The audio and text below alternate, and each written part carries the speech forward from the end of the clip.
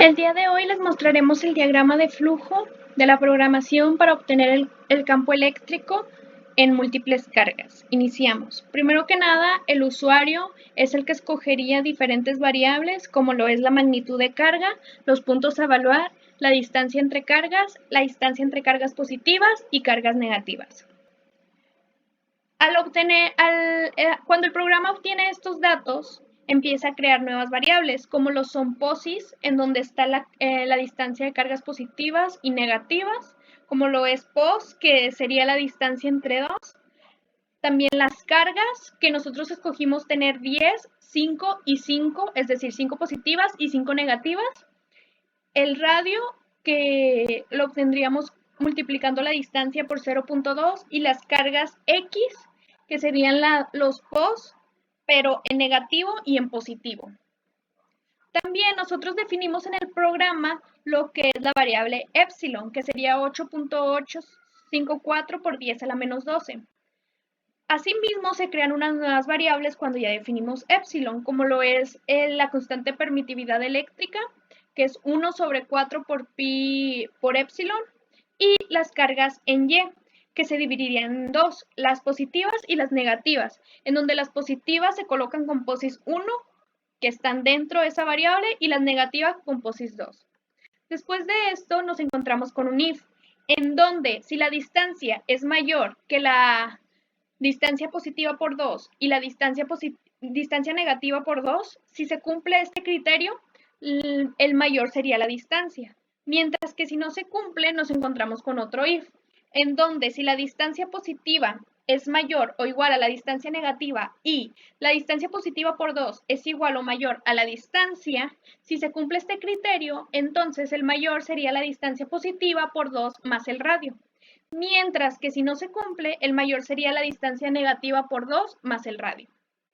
Ya teniendo esto, se crearían los ejes, en donde el mínimo de X y Y serían negativos y el máximo de X y Y serían positivos. Asimismo, después de esto, en la programación existirían funciones que utilizaríamos de la librería de MATLAB, como son los ceros para obtener el campo en X y Y, el linspace para obtener X y Y a partir de n puntos y los mínimos y máximos de X y y el mesh grid para obtener X.m y Y.m.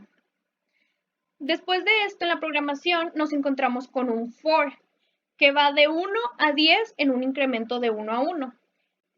En este lee la variable i, que sería 1 al inicio, y realiza estos puntos, estas variables, que sería determinar de x y de y, determinar r, es decir, la distancia, y determinar r3, que sería la distancia al cubo. Cuando ya crea estas variables, realiza las siguientes, que es determinar el campo en x y en y a partir de estas ecuaciones. Y después lo realiza 10 veces porque son las 10 cargas que nosotros contamos. Al terminar esto, la programación continúa obteniendo el campo total a partir del campo en X y en Y.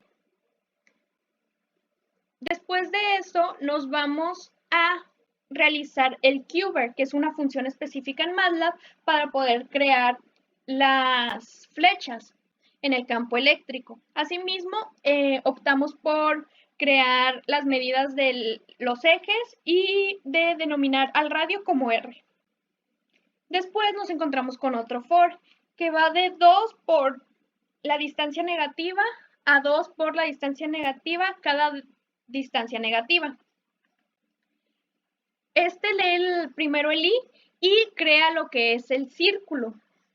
Y después de este nos encontramos con nuestro for. El for anterior era para los negativos, mientras que este es para los positivos. Es decir, en este for se crean los círculos negativos y en este for se crearían los círculos positivos. Ya después de esto nos encontramos con otro for, que va de 1 hasta la longitud de las cargas entre 2 en un incremento de 1. Se lee la variable i y se crea el texto en donde sería la posición con la y carga. Esto es para las y. Y después nos encontramos con otro for, que estaba en la parte 2. Este for sería igual al anterior, sin embargo, la diferencia es con las cargas, ya que como vemos en este, serían las posiciones en 0.07, mientras que en este en las posiciones en 0.03. Cuando se termina esto, realizaríamos la muestra de la gráfica y después de esto acabaría nuestra programación.